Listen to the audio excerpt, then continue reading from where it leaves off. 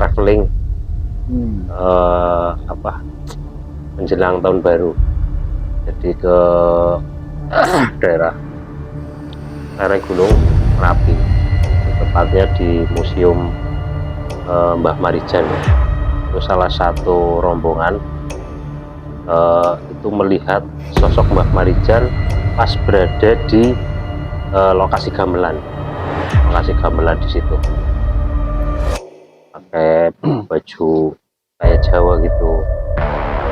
Jadi mukanya itu kayak murung, nunduk, tapi nggak berkata apa-apa, cuman memperlihatkan aja. Ini raut mukanya kayak sedih.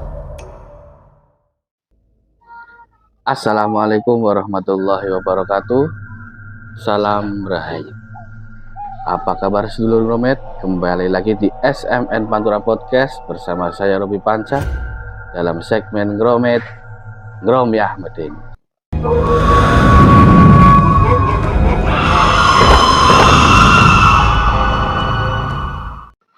Saya tidak lupa untuk mengingatkan kepada sedulur Gromet sekalian untuk like, comment, share, dan subscribe. Dan juga terima kasih bagi seluruh Gromet yang sudah menyaksikan video-video di channel kita.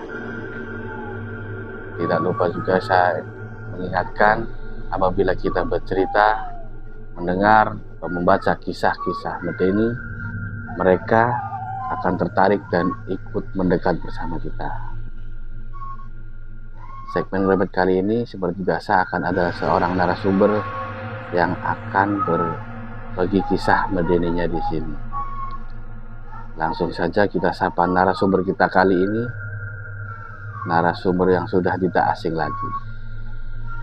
Beliau adalah Mas Guntur Saketi.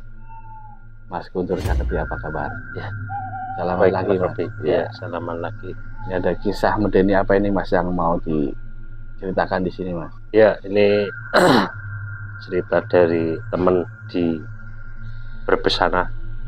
Daerah Brebes? Ya, daerah Brebes. Ini kemarin habis jalan-jalan dari lereng Gunung Merapi. Ceritanya menarik ini, kebetulan kemarin tanggal 4 Januari Gunung Merapi erupsi. Semoga nggak terlalu besar lah ya, hanya batuk-batuk aja semoga ya. Jadi ceritanya nanti dibalik itulah. Iya. Perjalanan ke sana. Mungkin ada kaitannya dengan erupsi tadi ya, Pak? Ya, mungkin ada juga. Silahkan langsung saja diceritakan kisahnya. Oke. Seperti apa, Mas Guntur? Jadi teman saya ini bersama keluarga traveling menjelang tahun baru. Jadi ke daerah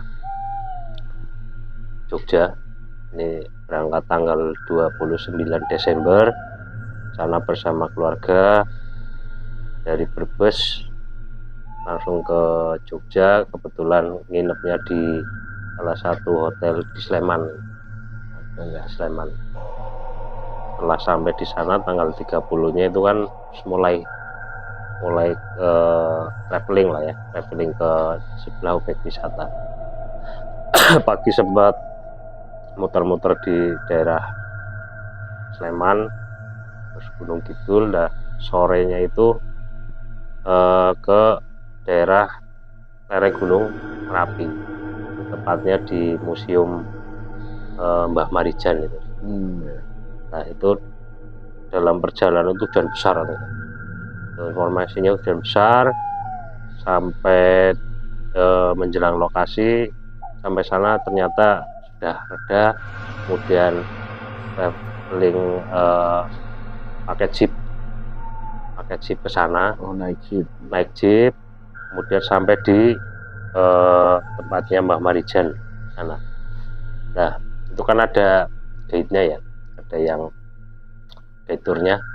Itu kan menceritakan di mana proses Mbah Marijan itu meninggal sujud di situ ya. Nah, pada saat di situ kan ada beberapa peninggalan Pas erupsi itu ada motor, ada sepeda, ada mobil, ada barang-barang perabotan rumah tangga. Kemudian juga di situ ada foto-foto pas kejadian-kejadian pas erupsi itu. Nah, di satu titik itu ada, di situ ada gamelan meninggalannya Mbah Marijan itu. Nah, di sebelahnya itu tempat Mbah Marijan meninggal sujud pas di situ. Di situ itu dibuat semacam kayak nisan, walaupun itu hanya petilasan di situ. Nah, ketika teman saya ini bersama keluarga ke sana, itu salah satu rombongan itu melihat sosok Mbah Marijan pas berada di lokasi gamelan di situ. Itu cukup lama lah, sekitar mungkin 1-2 menit itu lihat terus. Tapi kan karena mungkin takut ya, akhirnya nggak cerita. Setelah ke kayak nisan itu, bekas petilasan itu, gate-nya itu menceritakan perjalanan Mbah Marijannya meninggal. Nah, ketika nengok pagi sudah nggak ada. Itu sosok Mbah Marijan yang seperti dilihat sekarang ini di foto-foto itu seperti itu, pakai baju kayak Jawa gitu, kayak kopiah tuh. Sosoknya iya kayak itu. Dari rombongan itu hanya satu orang yang lihat, itu teman saya itu yang lihat. Jadi mukanya itu kayak murung, nunduk, tapi nggak berkata apa-apa, cuman memperlihatkan aja. Mimik raut mukanya kayak muka sedih. Nah, di situ. Nah, itu kenapa bisa menyatakan itu Mbah Marijan, atau memang sudah pernah lihat Mbah Marijan, atau ada apa namanya, beliaunya itu saya Mbah Marijan gitu? Ya, jadi di makam itu makam sosoknya itu petilasan itu, di petilasannya Mbah Marijan itu ada foto di situ, foto besar. Nah, itu persis mukanya seperti itu, sama ya. Cuman dia duduk di kayak gamelan, duduk di belakangnya gamelan. Itu kan gamelan kan dijejer di sebelah makam petilasannya, itu kan ada gamelan di situ. Saya tuh duduk di situ, kemudian nggak berkata apa-apa, cuman diam, nunduk kayak gitu dong. Nggak ngomong apa-apa sih. Setelah itu apa yang dialami sama orang yang melihat Mbah Marijan itu, Mas? Ya cuman karena mungkin dia ketakutan, akhirnya nggak diem, dari mulai dia lihat sampai dia pulang, sampai ke hotel pun diem. Sampai sekarang masih diem? Enggak, karena udah cerita. Setelah sehari setelah di hotel itu baru cerita bahwa melihat sosok Mbah Marijan di sekitar gamelan itu, duduk gitu, merenung, nggak berkata apa-apa, cuman raut muka sedih. Itu berarti kondisi gamelannya itu setelah kena erupsi, apa gamelannya masih bagus tuh? Itu ceritanya itu punyanya Mbah Marijan. Di lokasi itu kan rumahnya Mbah Marijan yang kemudian disulap menjadi museumnya Mbah Marijan itu. Kan banyak barang-barang peninggalannya Mbah Marijan saat kena erupsi. Tuh, ada yang sudah meleleh, ada yang masih utuh gitu kan. Tapi kalau jasadnya Mbah Marijan nggak di situ sih. Nggak di makam itu hanya petilasannya aja. Pas posisi dia sujud pas erupsi besar-besaran dulu tahun 2010-an. 2010. Iya. Dan ini kemarin informasinya 4 Januari kemarin itu lagi batuk lagi.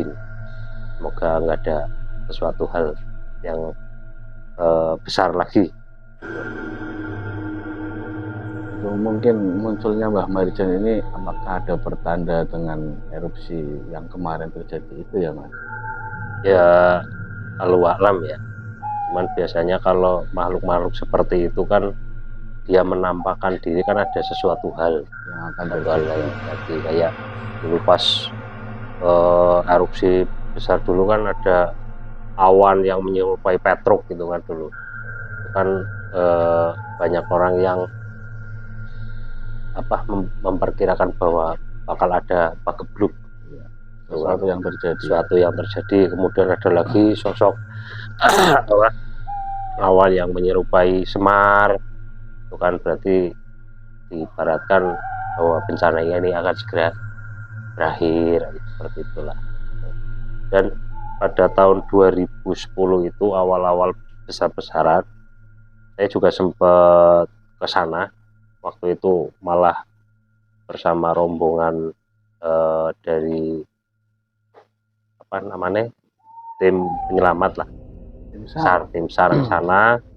Itu memberikan bantuan, ada sembako, ada baju dan perlengkapan lainnya lah pas ke sana.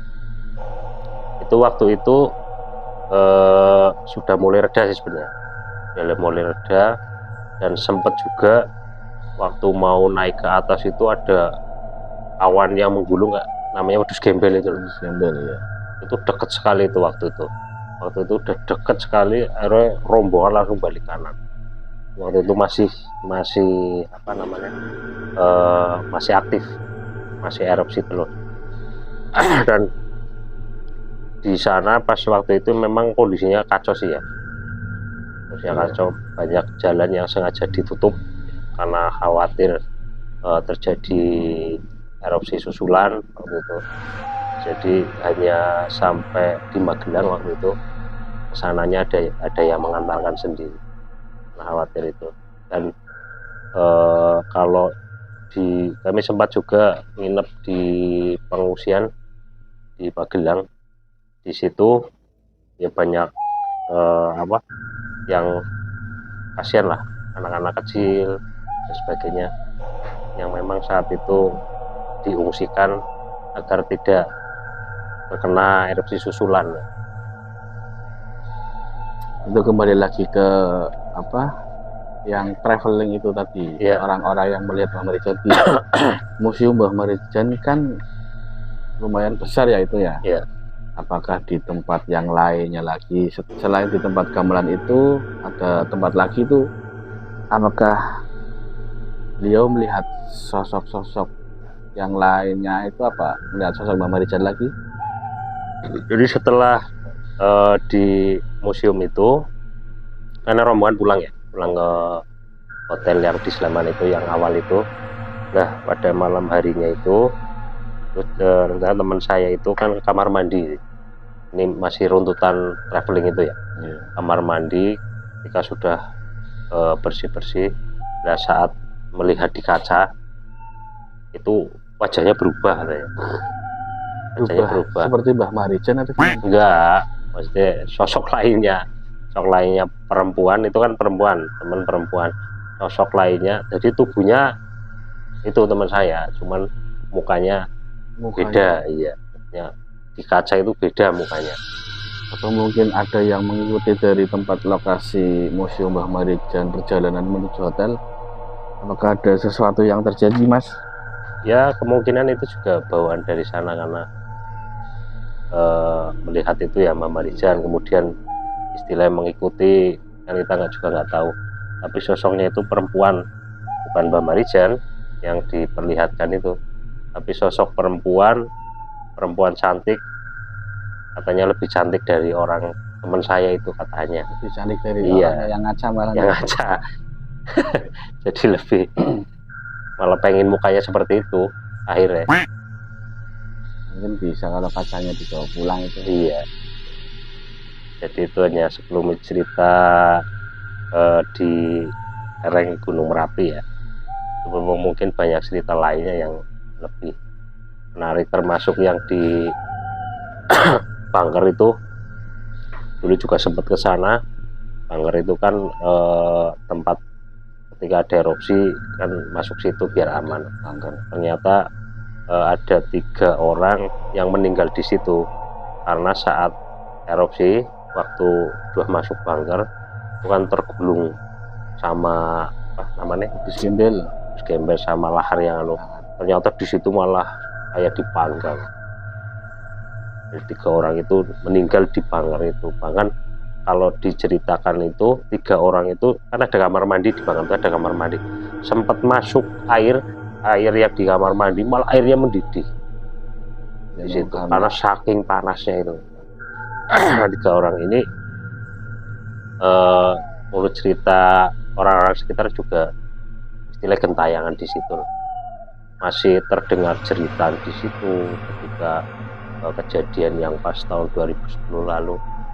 Karena itu masih cerita-cerita yang terjadi di lereng Gunung Merapi erupsi. Semoga ini erupsi kali ini hanya batuk-batuk aja lah, nggak ada apapun. Tanda-tanda. Iya. Nah, itu yang perempuan tadi itu Mas, apakah sempat masuk ke dalam bunker? Yang perempuan mana? Oh enggak jadi. Tadi melihat Mbak Marijan itu. Jadi karena setelah melihat Mbak Marijan ini kan nggak sempat cerita ya, karena mungkin dipendam takut. Akhirnya setelah itu mau ke bunker nggak jadi, akhirnya pulang ke hotel itu.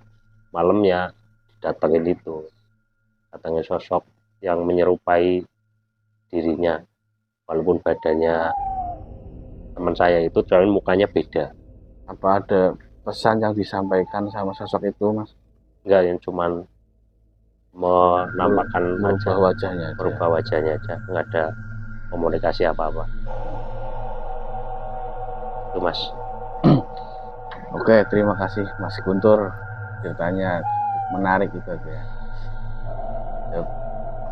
Melihat sosok Mbak Marijan yang sudah lama tahun 2010 itu muncul lagi. Iya. Kan ya, seperti pertanda, mudah-mudahan itu pertanda baik. Iya. Pertanda baik. Yang Sedulur Gromit, kisah menarik dan medeni dari Mas Guntur Sakti. Bagi Sedulur Gromit yang ingin berbagi kisah medeninya, silahkan tulis di kolom komentar atau kirim emailnya ke sini. Sekian Gromit kali ini, kami pamit undur diri. Wassalamualaikum warahmatullahi wabarakatuh. Salam rahayu.